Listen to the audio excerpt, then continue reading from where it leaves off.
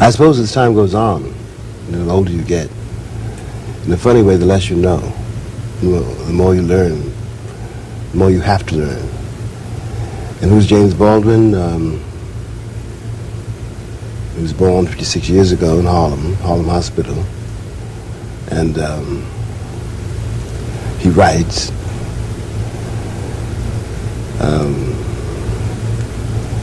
He wonders, he suffers. Though I'm not really a specialist at suffering, which is inevitable and sometimes a little too easy. I like to laugh, and I like people. And that's about all I can tell you at the moment. There's a lot more to the cat than that. I bet there is. Are you compelled to write? Yeah. Nobody would do it if you weren't compelled. What compels you? That's a very good question. I don't know. One has a kind of, it has something to do with one's relationship to oneself, which is very difficult. One can't talk about that. All I can tell you is that I started writing around the time I learned to read. Mm-hmm. I was fascinated by words. I don't know why. And I'm fascinated by people, They're great. We are, the greatest spectacle, I think, in the universe. The most unpredictable, the most terrifying, sometimes the saddest, sometimes the noblest. But everything people do fascinates me, the curious ways in people, for example, the curious ways in which I can manage to fool myself into or out of this or that. And why do you fool yourself? People always try to fool themselves for one reason or another. The trick is to know it, Well, people don't, one doesn't want to get hurt.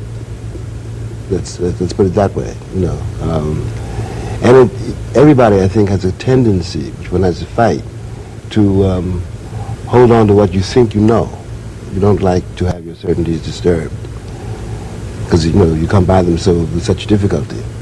And life is always smashing them to pieces, all of my certainties, all the things I thought I knew when I was young, say 40, turned out to be, for the most part, illusions. Smashed to pieces. Smashed to pieces, You pick it up and start again, And in all of that, I think something else begins to happen, which is possibly a kind of, kind of good-natured reconciliation, kind of an awareness that everything is much vaster than you can imagine, really, much worse and much better. It interests me, though, that you say you like to laugh. Yeah. And yet you speak of suffering, and a lot of your writing reflects suffering and anguish. And where do you then find your laughter? Oh, well, I don't know. I don't think anyone can answer that either. I think that very probably, though, I think that you probably can't laugh if you can't suffer. I think that the joy and the suffering are intertwined somehow. I can't explain that at all, But I think if you, as long as you're able to feel, really feel, you're certainly going to suffer. Mm-hmm. But that isn't all. If you can love, for example, you're going to suffer and you're going to laugh.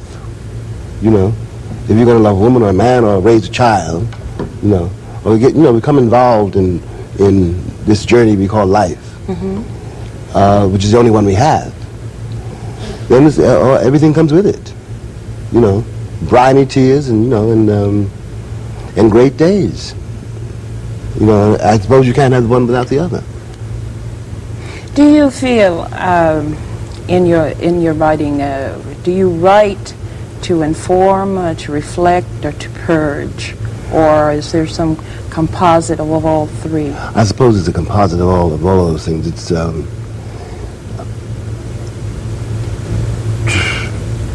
I write perhaps to describe. Perhaps the best way for me to put it is, I remember something somebody told me a long time ago, so long ago I don't remember who it was, and maybe something I read. But the purport of what was conveyed to me was conveyed to me when I was in terrible trouble. Mm-hmm. And somebody said, describe it. Describe it. If you can describe it, you can control it. And if you can control it, you can outwit it. You can get beyond it if you can describe it. In order to describe it, you have to face it. And I think that's true. I know that's been true for me, you know, insofar as you can ever say that you, I don't think anything has ever really escaped, but it is perpetually being overcome. Because you describe it. Yeah. And in your descriptions, you present us with slices of life. And these slices of life, are they taken from what you experience, or what you experience in reality, or what you experience vicariously? Or do you sometimes just fantasize a little? What's the best way to describe how you draw up a slice of life to present in prose? I'm not sure I can describe that at all. It's the word autobiography is a very peculiar word because people always think it means, you know, specific details of the particular life. You know, when he got married, when he got divorced, and how many children he has, and all that. That's all about. That's part of it. But it's also, people overlook the fact that it's also that second when you see a butterfly. You know, it's a kind of quicksilver. You know, it's the atmosphere of your life, which is what you end up putting on the page. You know, so that some very obviously you can tell from what I've written that I'm the oldest son of 9 children, or of many children.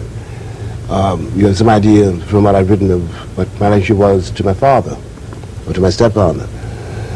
But the other part of everybody, you know, the butterfly, I say, you know, that evanescence, something which is always on the wing, you know, that like that moment which is irrecoverable when you fall in love for the first time. You know, that moment stains your life forever, and everything you see thereafter, you know, is somehow colored by that, you know, by things inexpressible.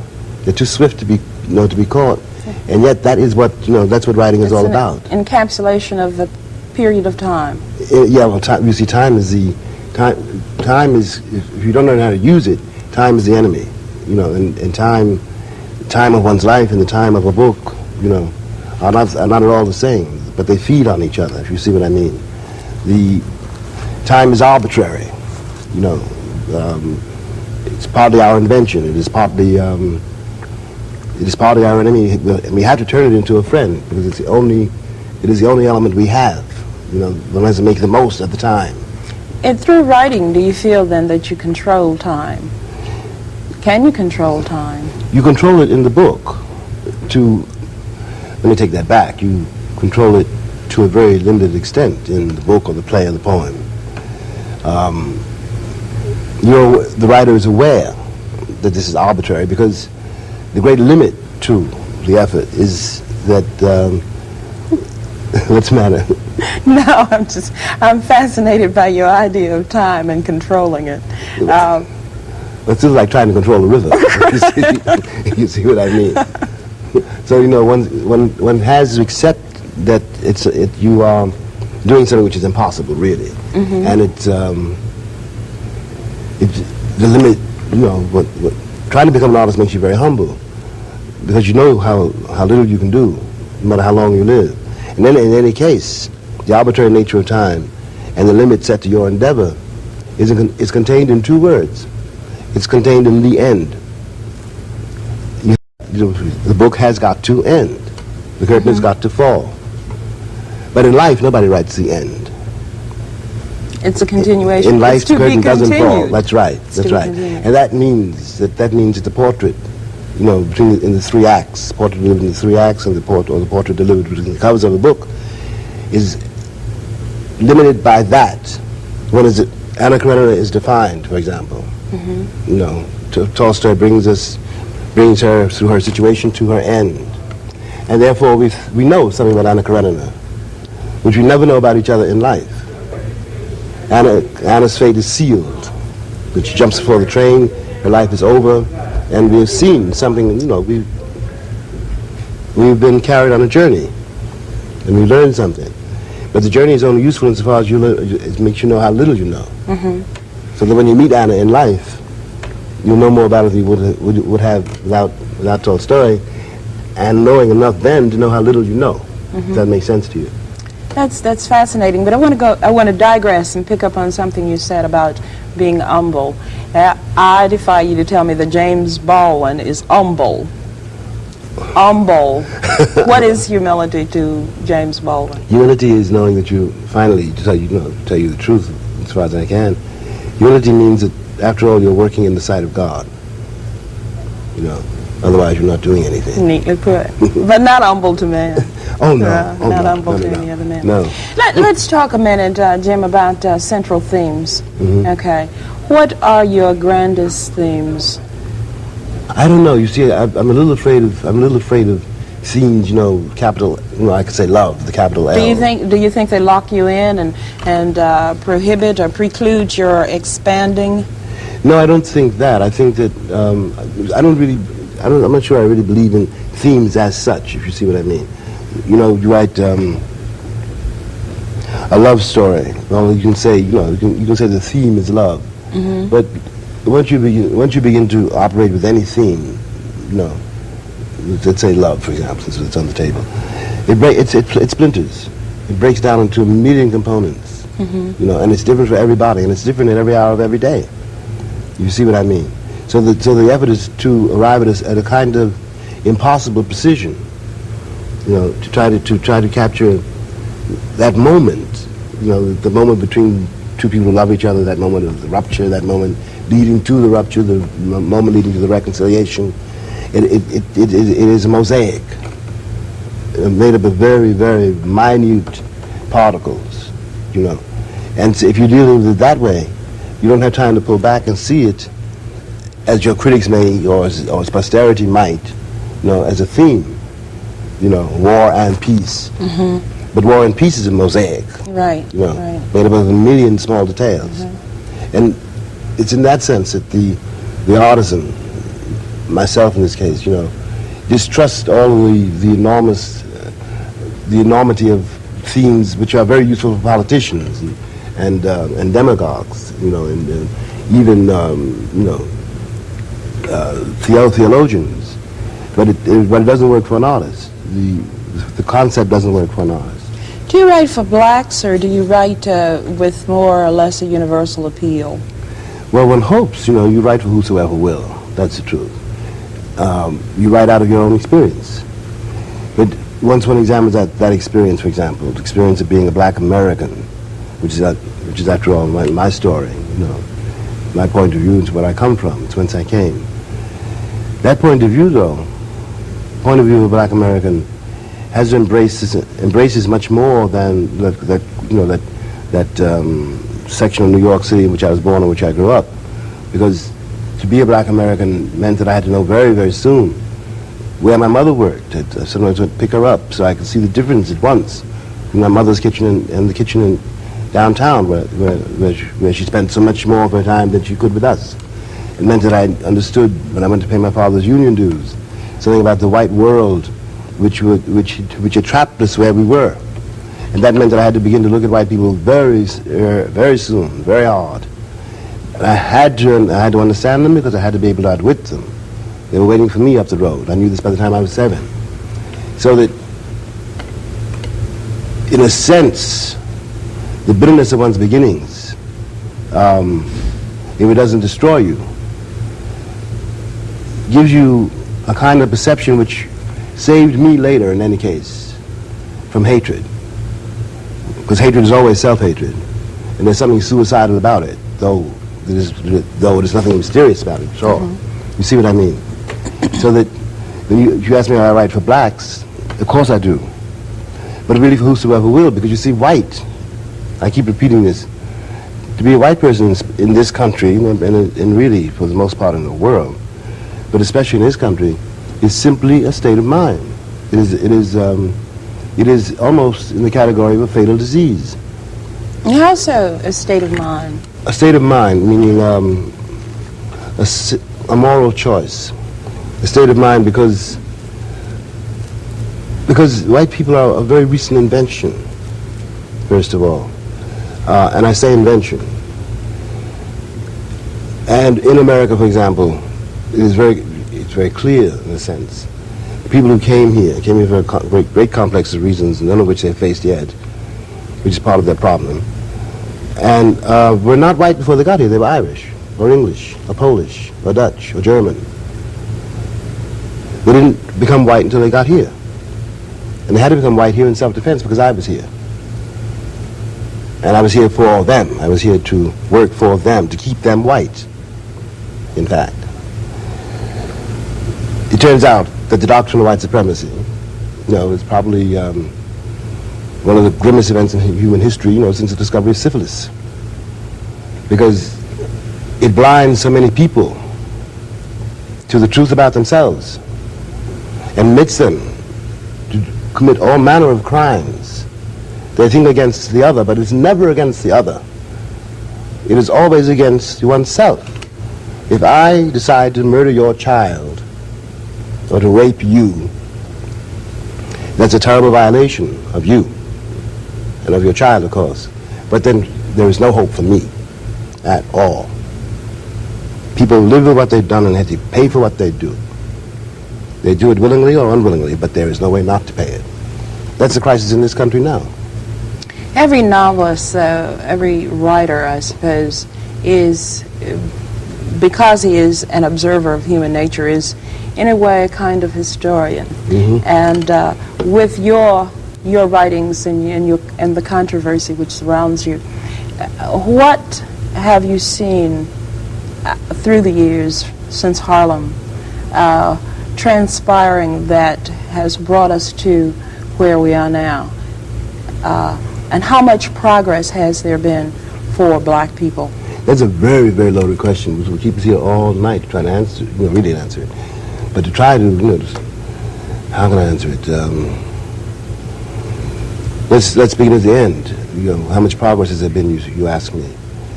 It's a difficult question to answer because I had to say something very cruel, but it's true.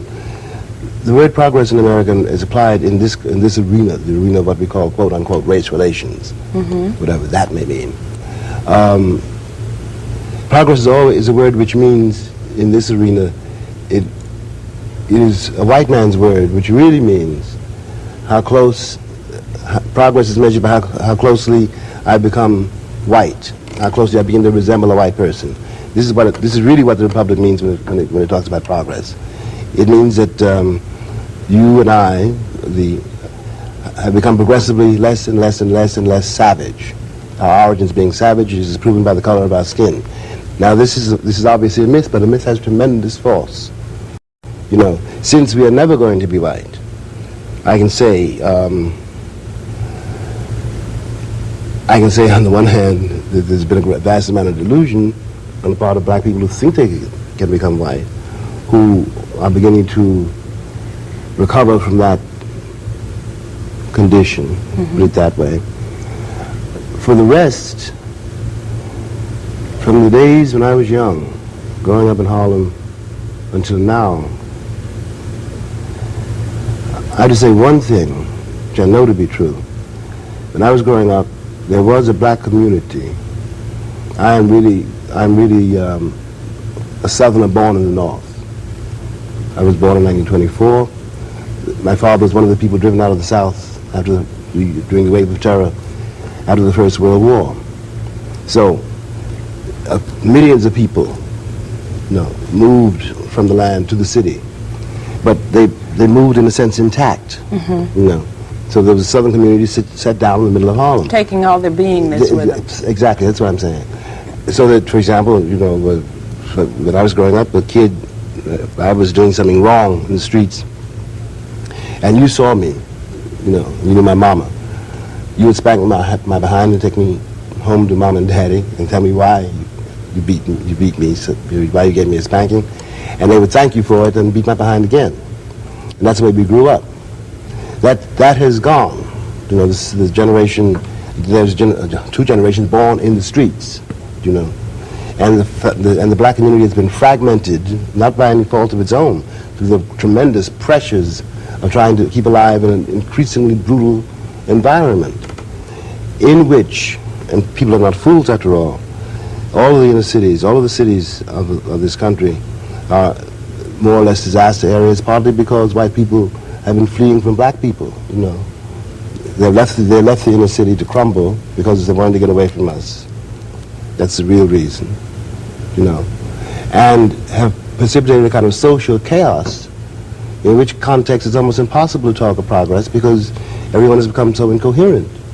And the whole adventure, which began, let us say, with Rosa Parks, 1955, up until, let us say, last year arbitrarily, the beginning of the 60s, the whole ferment, which swept the nation and really began to sweep the world, as was a very important and tremendous time, and many, many things happened. But the spirit of the country didn't change, you know, and we thought really, we were young, we thought that we had only to make vivid the issue, you know, had only really to march on Washington, you know, and petition the government for redress of grievances, and the government and the people would hear and respond. They did not. Neither heard nor responded. And those who tried paid a terrifying price for it. We got a great many voting acts rights and things like that, and we got a great many tokens, you know. But the seat of power remains the seat of power. I don't care how many black mayors we have and how many cities. The city is still dependent on the state, and the state is white, and it tends to remain that way. You see what I mean? Mm-hmm. I think that black people learn in this terrible, really terrifying journey. I think we learned something about ourselves. I think that it was probably a necessary journey, but it has brought us to another place. There will be no more marches in Washington, for example. No one's going to petition this government for anything. It is absolutely clear to the dullest mind that our countrymen are prepared to betray us for safety, for the illusion of safety. So that means that our fate is once again where it always was, in our hands. The lives of our children are in our hands. The terrible battle is to deal with the institutions, every single one of which is racist. How to wrest our autonomy out of the jaws of this and save our children is a task which will take us into the 21st century. I will tell you this, though. I don't, one has to speak a little harshly, but I don't feel at all in despair. You don't? No. Why not? First of all, we can't afford it. And secondly, if we, and I speak now as a black man, as a black American, if we, against such terrifying odds, could come so far and still be here, I don't think that's not a matter for despair, you know. You think the same strength will take black people even further? Oh yes, I don't doubt that for a moment. I'm sure we could go on in this line of thought for a long time, but before we run out of time, I want to talk a little bit about what James Baldwin does when he is not writing or agonizing or being a historian. What does James Baldwin do beyond the literary world? Well, for himself? Yeah, well, not enough actually. I like to take long walks, you know, by myself or with a friend, and hang around with my brothers and sort of get high, you know, drink and talk. I like my family very much, though. I spend as much time as I can with my nieces and my nephews and all that, you know, that sort of tribe. And I guess I'm very simple, you know. I like to go to movies. I have a lot of jazz musician friends. So, so you like music? Yeah. Well, I wanted to be a musician at one time. You too? Yeah. Do you play an instrument? No, I have not the remotest talent. I just like it. And I sort of grew up with musicians. So, you know, sometimes I'm hanging out with Dizzy or and I saw Lena Horne just before I left. There's not much of you see, being a writer is very lonely. Maybe I should put it that way. And most writers are really mavericks. You know, they don't run in groups at all. Mm-hmm. So, but every writer, every black writer anyway, I think every writer really has a really close relationship to music. I think music is the greatest of the arts, really. You know, Oh, I agree. you know, and I've learned a lot from it. It's my touchstone. So that's what I do, I guess. You know, I sort of experiment, you know, with music, with myself, and enjoy my friends, and that's all. And prepare to write other books. And prepare to write other books. Are yeah. you writing another book now? Yes, I am. I'm finishing a play. Oh. Yeah. Do you want to tell me a little bit about it? I wish I no. No, I'm superstitious. Okay. All right. I won't press you. Perhaps you can tell me this though. What remains to be said by Baldwin? Oh, a lot. A lot. Oh, a lot. I'm just beginning. You never exhaust your store. Well, no, I think I'm very lucky. You know, I'm not. You know, I'm not an old man. I'm not a young man either anymore. But for a writer, I'm very young. Mm-hmm. You know, so you know, and I have an appointment with the 21st century. When I would still be under 80. That's marvelous. Jim, I've enjoyed talking with you on Faces, and I want to thank you for stopping by to visit with us. Thank you for having me. Yes.